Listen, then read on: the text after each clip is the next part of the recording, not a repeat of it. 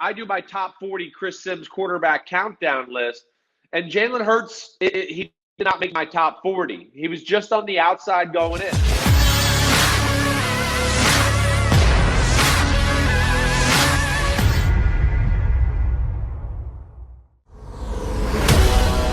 Now, let's get to our friend here now. Our friend Chris Sims, he joins us now here on the National Football Show. Chris, man, I appreciate you doing this, brother. Thank you, brother. Hey, anytime, Dan. Good to see you, man. How are you? How you been? All good, man. I got to tell people the quick story first. So Chris gets a start in Tampa. I'll never forget this day. My wife, when she found this out, I covered the Buccaneers for 15 years, and Chris is playing. Was it a ruptured spleen?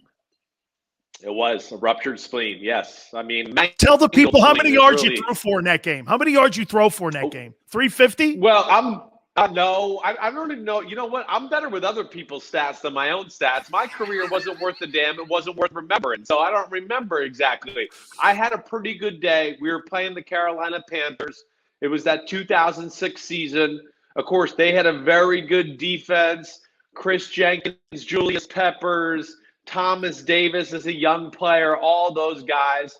And I got hit on like the second drive of the game, Dan. I was dropping back. It was a play called 23Z in. There was a curl route to my left. I was about to throw it, and a linebacker flashed in the way. So then I kind of cocked it back in. The pocket was collapsing. I had nowhere to go, so I was getting ready to throw the ball out of bounds.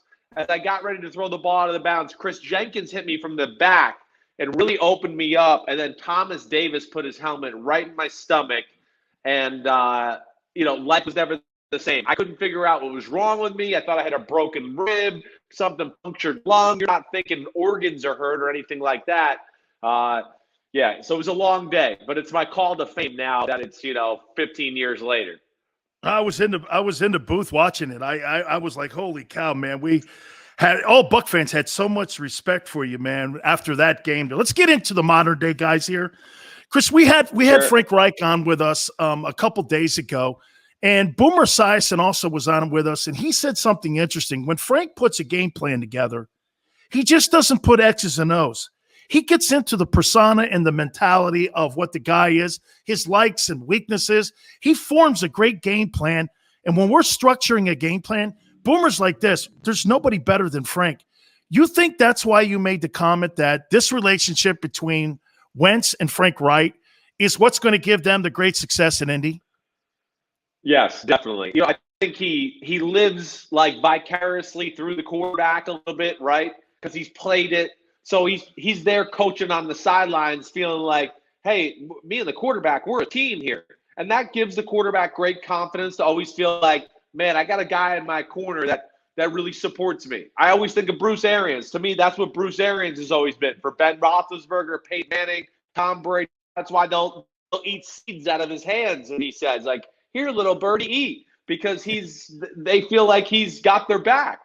I think with Frank Reich, I love he has game plan versatility and game plan specific as far as whoever that matchup is. That's what I like about Frank Reich. So he can be, I don't want to say it's New England, but it's New England-ish to where he can have a totally different attack or a way of doing things on a week-to-week basis where you could study the Colts and go, oh, okay, the last two games they've done this. Oh, wait, all of a sudden we're playing on a two tight end set, and they've totally changed the way their approach and what they're doing schematically throwing the game. And to me, that's where Frank Reich is special. Not only game planning around his own guys and their talents, but he figures out how to expose other teams with their schematics, and he gets them in certain formations and personnel sets where he knows what they're in, and then he dials up a big play. Chris, do you agree also with the emergence of Jonathan Taylor, that's also going to be a major asset for them? Because when you look at the both lines, I kind of compare them to what the Eagles had a couple of years ago when they probably had the two best groups, offense and defensive line. You look at that Colts team, they're kind of right down that line as well. And now you add a running back there who gained a lot of steam. I thought after week 8, he started really looking like somebody. And I'm like, wow, how important is all that going to play into him coming back and making a comeback? Yeah, well, I think it's all that's huge for Carson Wentz, especially, right? The guy that's trying to find his way back to what he was 2 years ago, or what he was the year he tore his ACL and they went to the Super Bowl, where you could say, really, he fell MVP. That's where it's different in a weird situation with Carson Wentz. Yeah, it wasn't good last year. Yeah, he needs to be repaired and play better. But we have seen him play at a very high level more than one time to think, oh no, this is a possible thing. He could be that guy. And that's where Jonathan Taylor, really talented. Listen, Dan, there ain't a lot of guys on planet Earth that are 230 and can run 4.39 and go for 70-yard touchdowns and do all that. Let alone run between the tackles with real power and everything like that. But Dan, I think you're right. It's a good comparison to what you make with the Eagles from a few years back. I mean, the Colts, really not a weak spot on their roster when you really look at it. I go, ooh, maybe they could use one more playmaker on offense, maybe one more playmaker on the defensive side of the ball, but that's why they drafted Kwity Paye in the first round, so hopefully they get that. But offensive line, to what you're saying, top 5 in football, and then I love Reich because he's an aggressive pass caller. He likes to stretch the field, and that's when you get dangerous, when teams have to worry about smash mouth football and 50-yard play action post over the top, make you defend the whole field to become a tough offensive stop. Speaking of Philadelphia, what do you make of what's going on there and your thoughts on Jalen Hurts? Like a rebuild on the fly. That's what's going on there. Hey, Howie Roseman. Are you sold on him, Chris? Are you sold on Jalen? No, not at all. Not at all. And, I do my top 40 Chris Sims quarterback countdown list, and Jalen Hurts, he did not make my top 40. He was just on the outside going in.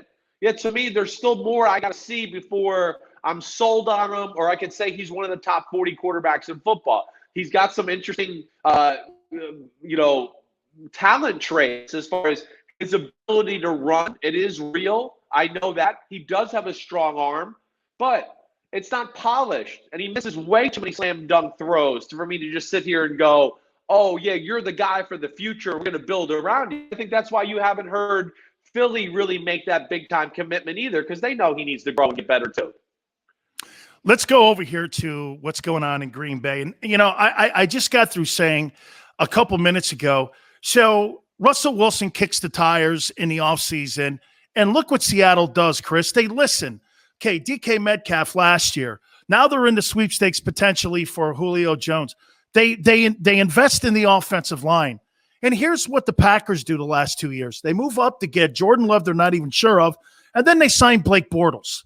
I mean, if you're looking at how Green Bay runs their business, I compare them to MySpace, where everybody else is on Instagram. I mean, they still send letters in the mail instead of sending emails. I mean, It's just an old way of doing things. How do you see this whole situation in Green Bay?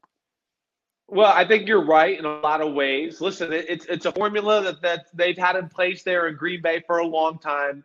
I know. It's made them successful. It has made them relevant. But I could also sit here and argue, and I think you would agree with me, where you go, oh, yeah, Green Bay, they've done a great job. They've been relevant for the last 24 years in football. That's great. But I could also go to the flip side and go, wait, they had 2 of the 5 best quarterbacks in the history of the sport, and they only got 2 Super Bowls, and they both played long careers with the team. So that to me tells me there's an outdated method in building the team, when to go all in, when to leave this, formula that makes us successful and realize, oh, wait, we got a window right now. We got to make a trade. We got to get a move. We got to do it. And that's where they've dropped the ball with Aaron Rodgers. That's why, a lot of the times I argue, in my opinion, Dan, Aaron Rodgers is, if not the greatest quarterback of all time, but certainly one of the 2 or 3, because it's just every year, oh, yeah, Green Bay's a Super Bowl contender. Well, why? What? Oh, because they have Aaron Rodgers. You can't really rattle off a number of other players through his career. And, yes, they dropped the ball how they've handled this in trading and drafting for the quarterback in general. Anyways, why Rodgers is in his prime. And they made this bet. They're going to have to deal with Rodgers and him being a little mad and pissed off, for lack of a better way to say it. Chris, I say this to you. He's the greatest spinner of the football I've ever seen. I mean, when you Right. constantly see this number, 48 touchdowns and 5 picks, I don't think people understand the touchdown to interception ratio, how insane that is. Like if you had a quarterback with 11 picks and 40 touchdowns or 38 touchdowns with today's NFL, with the way they throw the ball, you'd be exceptionally happy with that. 48 and 5, you may never see anything like that ever again. And to your point, Chris, I mean, look at the way the relationship was with Favre at the end. Look at the way the relationship is now with Rodgers. Green Bay doesn't do a very good job at handling their star quarterbacks. I mean, you made the point. San Francisco's got Montana and Young. They win 5 Super Bowls. These guys win 2. You had 2 quarterbacks for 31 years, and here's where you are. Does it come down to relationships? I think a little bit of that, relationships, knowing your guys, knowing when that moment is to say, hey, wait, let's not think about the future. Time is now. Let's not waste a first-round pick on the quarterback. Let's get a receiver or somebody that can help us out. And I think that's added to the tension here because Rodgers is looking at it going, wait, I'm like you said. He's one of the greatest you've ever seen. To me, he's got the strongest arm in the history of the football. In football, it's arguably the quickest release in the history of football. His ability to improvise and make plays outside the pocket is as good as anybody we've seen, maybe other than Patrick Mahomes, who now is breathing down his neck in that department. But this is special. Turnover interception ratio, like you talk about, Dan, it's the greatest in the sport. It's not even close. He's over 400 touchdown passes, less than 100 career interceptions. Quickest to 40,000 yards, quickest to 300 TDs. He is Green Bay, and that's where I don't get it. Support them and what they're doing. And I was going to make another point, and I lost my point. But, the added tension. Favre was a little different. Favre kind of held it over them for the last few years. I might retire. I'm not sure I'm going to play or any of that.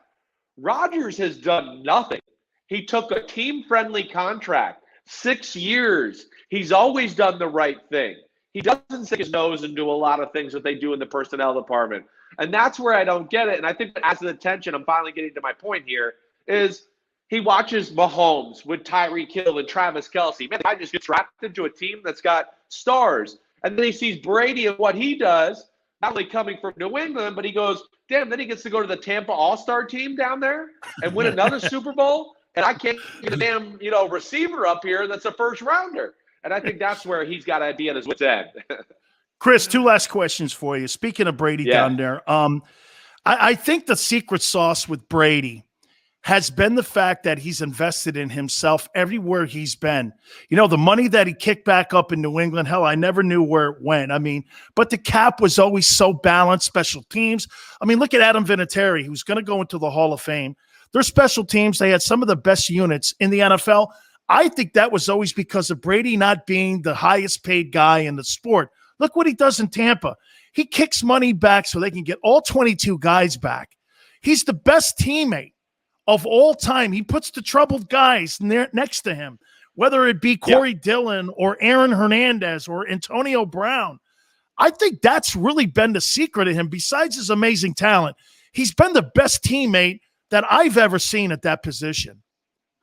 I can't argue with you there, Dan. I do push back sometimes when people say he's the greatest of all time because I go, well, listen, I know he's really awesome, and I know he's one of the greatest. And I know he has the most Super Bowl rings, but I also think we could put a lot of quarterbacks up in New England and they would have won 4, 5, 6 Super Bowls, maybe 2. And that's not disrespect. But I don't think I can even argue what you're saying there at all. I agree. He's the greatest leader we've ever seen in the history of the sport. I have no question about that. And he's got a great way about him, like you're talking about, to relate to everybody in the locker room. I got to witness it working up in New England. He was great to me personally, but you could see he was great to the 75th guy on the roster during training camp or the biggest star player. It didn't matter. He was just a great, normal guy. And then you see his intensity and his compassion for the sport and how he works. It becomes infectious through the team. And there's no stat that can really quantify what he does for your football team that way. And that's where he is special. And then I'll also say to that, where people underrate, and I always like push back with Brady. You know, people think he's like, oh, he was a game manager or smart. Brady's arm is the real deal. Like I've caught past Brady, played against him. Brady's arm, yeah, it might not be Aaron Rodgers or Marino or Mahomes or Brett Favre, but it's not far down the list after that, as far as that next group of great arms in the history of the sport. And I think when you talk about what you're talking about and everything like that, that's what makes Tom Brady so special for so long. Finally here, I don't really care what the story is in Jacksonville with Tebow. He's the 52nd dude on the team. However, he's got the fame of Tom Brady, Aaron Rodgers, Peyton Manning. He just doesn't have the ability of those guys. Is that a conflict in the locker room for what Urban Meyer's going to try to instill on his guys? Do you have any issue with what's going on? I don't want to say yes, it's going to cause an issue. I don't want to say yes because I don't know. But I think there is great potential there for issues. That's what probably would have scared me not to do it. You know, I know Tim Tebow's got a great heart. He's a good guy. All those, works hard. All those things you talk about. But ever since he's gotten signed there, I haven't heard one other thing about the football team other than Tim Tebow. Nothing. I heard one day that Trevor Lawrence had a rough practice in the red zone. Other than that, I haven't heard about one other person on the team. So that's going to annoy some of the players there. And if you constantly have to be asked that about a guy who maybe not contributing to the team, or we don't even know if he made the team or that, it can possibly make people resent Urban Meyer and having to answer these questions all the time. That's where I think it could maybe go negative. But Urban Meyer's got a good feel. And I know Tim Tebow's going to do his best probably to try to stay out of the way. But I speak from my experience, Dan. When I left Denver Broncos, Tebow was drafted right after I left. He kind of made himself available to the media on a daily basis, even though he was the backup quarterback behind Kyle Orton. I know it rubbed a lot of the veterans in that locker room the wrong way, to where they just didn't think that was right, because it puts more pressure on the starting quarterback. Then there was that billboard that was up. Bench Orton, put Tebow in, all of that. And he didn't make a stance and say no or do anything like that. And that's where you could see a potential, schism in the locker room at some point where guys are like, listen, I've had enough talking about this guy and only this guy all the time and having to deal with that crap. Yeah, I'm going to call him Rudy. I'm just going to leave it there. I love it. Hey, Chris, I appreciate you doing this, man. Thank you so much, man. I love the stuff that you do with Florio and those guys, man. Thank you so much for coming aboard here, man. I really appreciate it. Anytime, Dan. You're a legend, man. I'm happy to do it. You're the man. You bet, man. Thank you so much. That is my friend, Chris Sims. He was fantastic. Yeah. He's Rudy to me. Okay? Tebow's Rudy. Come on, man. Like I said, too, look, he is going to rub people the wrong way. By the way, one of the criticisms that people have is that, Tim doesn't ever try to soften the media uproar wherever he goes. A lot of organizations don't like that. And the fact that the backup quarterback, and for the record, many times the backup quarterback is traditionally one of the most famous guys on the team. Put that guy in. Let's see what he can do. The quarterback that we have now, he sucks. And, now you have a polarizing guy like this. Okay? And Chris is right. All we have heard is Tebow mania. All right. We're going to take a quick timeout. We'll talk to Mark Schlereth from Fox Sports. We'll do all that next. You keep it right here on the National Football Show.